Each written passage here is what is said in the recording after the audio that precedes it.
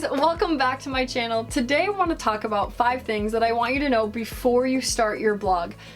There's a lot of information out there that makes blogging look easy and awesome. Like you can get started in no time and make tons of money and quit your job and be a full-time blogger, and that is not my experience. That is not my experience at all. So let's talk about these 5 things and just give you a better vision for what you're getting yourself into, okay?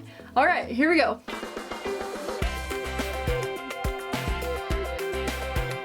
The first thing I want you to know is how much time it really takes.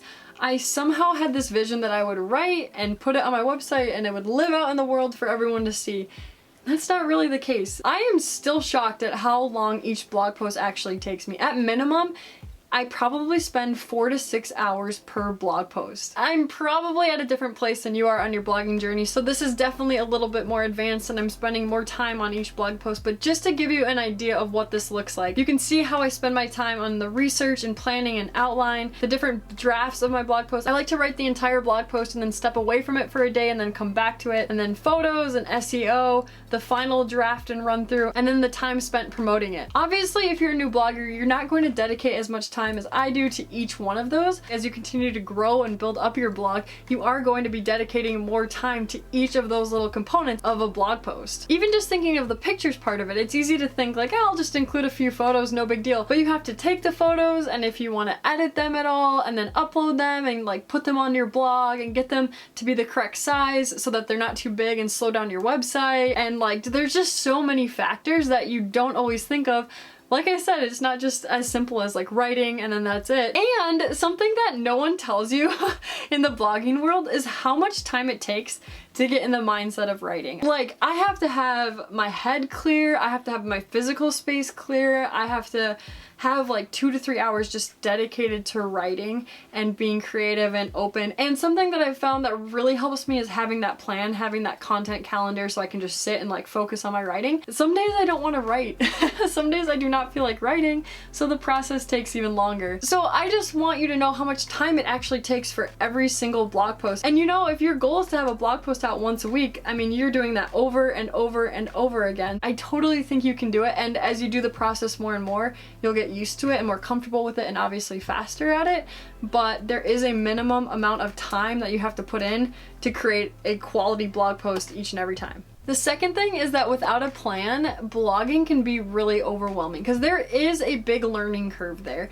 And I see so many new bloggers who are enthusiastic, like excited to get into blogging, and 2 months later they're not blogging anymore. But when you have a plan, it at least gives you the path that you need to keep moving forward. And don't confuse having a plan with having everything figured out, because you are not going to have everything figured out. You're going to grow as you go and learn different things along the way, but you do need to have a few things set in place. So what does having a plan look like? I want you to go watch my video, How to Create a Successful Blog.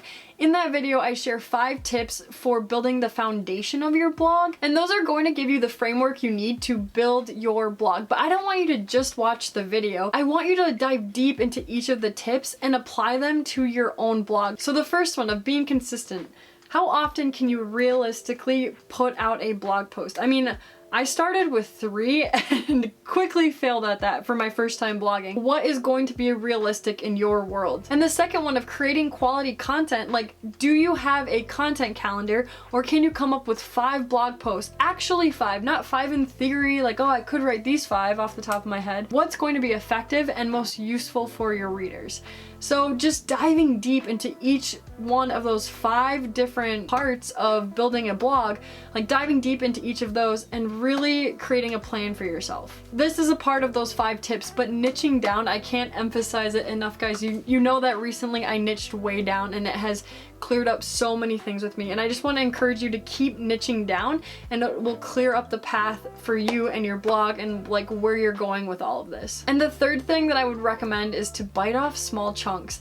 You don't have to do SEO and Pinterest and keywords right away. I think that building the foundation of your blog is more important, but those things will come as you grow. Mostly, guys, if you can like be writing consistently, just figuring that part out and getting used to that is going to be a huge success. So bite off small chunks and make sure that you're celebrating your successes. Every little thing that's new and you learn how to do it and you do it well over and over, like that should be celebrated. So make sure that you are celebrating even the little things, but most importantly, have a plan. The third thing that I want you to know, and I've really struggled with this, is that it never feels like you're doing enough. It always feels like you could be doing more. You know, you are your own boss in this. It's your responsibility to keep it going. No one's looking over your shoulder making you do it, or making sure that you're successful in doing it, or if you say you're gonna do one blog post a week and you skip a week, like who really cares? So not only do you have to stay disciplined and make sure that you're sticking with it, but you also have to know your limits, because there are always going to be more blog posts that you could write. You could always show up on Instagram more and Instagram stories and Facebook and do a million different pins and like on and on. And again, this comes back to having a plan, having very clear and doable expectations of what you're trying to achieve, and then feeling good when you've achieved them. And then if you're ready for more and you're able to do more, you can always do more. But the goal isn't to create more. Like, you don't want a fire that you have to constantly keep feeding in order for the flames to keep going. You know, you want to like feed it one thing and then a week later come back and be like, oh, it's still going. Okay, here's another thing. And it's still burning just as bright as it was before. Those systems will continue to evolve as you grow and become more confident in your blogging. I don't want you to fall into that feeling of what you're doing isn't enough, because there is always going to be more that you could be doing, that you feel like you should be doing. You just continue like spinning your wheels faster and faster, and it just feels like it's not enough. And that's not always healthy, and then it becomes overwhelming, and that's where you give up on blogging because it just doesn't feel like what you're doing is worth it. So make sure that you know your limits. The fourth thing is that there is so much noise out there about blogging. Like, there are so many people, if you look on Pinterest and YouTube and just a good old Google search, so many people telling you how to create a blog, how to start a blog, the 5 things you should be doing for your blog. I mean, I'm one of those people, I totally understand, but I didn't realize how easy it is to get caught up in all of that noise. Like, to search a question and find 15 different articles relating to that question and then just reading instead of actually doing the work. So my advice to you is to find a single person or resource that you can follow and like implement everything that they suggest.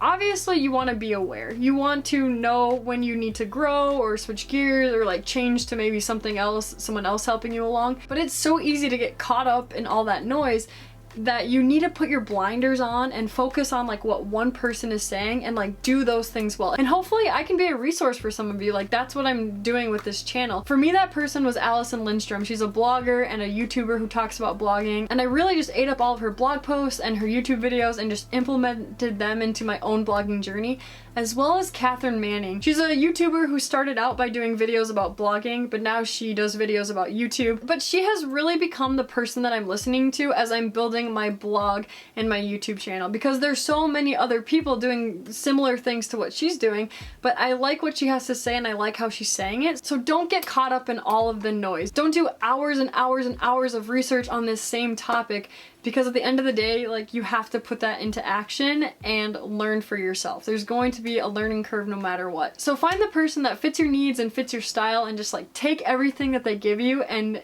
do those things well. And the fifth thing that I want you to know is that blogging is not a get-rich-quick business. It takes time. It takes time to build your blog. It takes time to understand the technical side of things. It takes time to find your writing style and your voice and just build your confidence and share with others what you're doing. Like, to say, I'm a blogger, I'm blogging about this, you should read about this. That takes a lot of courage to put yourself out into the world like that. But as you continue to learn and you're consistent week after week and you cross these major milestones that you've set up in your blog plan, you are going to grow. I said it at the beginning, but I think that there is so much information out there that makes blogging look easy. That makes it look like you can start your blog and be making money in no time. And frankly, that's just not the case. I don't think it's realistic for new bloggers to expect to be making thousands of dollars in a month. But what your blog can become is kind of up to you. It's unlimited in the growth that it can experience. So it's worth sticking with it if you have the time and the energy to put into it and can like see it through. That you can push through those like pain points, those major like holdups and like, okay, yeah, why am I doing this? I'm giving up. If you can push past that and stick with it, like, it can really turn into something. And that's why I wanted to create this video, is because I think so many new bloggers expect that it's going to be easy and that overnight success, and it doesn't happen and they're not blogging anymore. That was me 4 years ago, just trying to like make it work overnight, and that just doesn't happen. So hopefully this video gave you some insight of what to expect before you begin the journey. Again, forever my goal is to be transparent and show you guys the behind the scenes of what blogging actually looks like, and for me these 5 things were kind of painful lessons to learn. But don't let them intimidate you. In fact, I challenge you to embrace them. Even the first thing I talked about of just how much time it takes, instead of being like, wow, that is way more time than I ever thought, there's no way that I have time for that, be like, wow, that is way more time than I ever thought. I'm going to have to rearrange my schedule and prioritize it because I want to make this work. I mean, there comes a point where either you want to blog and keep blogging, or you're not quite ready for it yet. And probably the main thing is just what's going to sustain your blog? What's going to keep you blogging week after week, month after month, so that in a year from now, you're still blogging? I want to set you guys up for success and just know what you're getting yourself into when you start this blogging journey. So that's what I have for you today, guys. Thanks so much for being here. Be sure to subscribe, like, share with a friend, comment down below if you have any questions or if you want to see a specific video. I would love to make that for you, and we will see you guys on the next one. Thanks so much for being here and have yourself a wonderful day. Bye!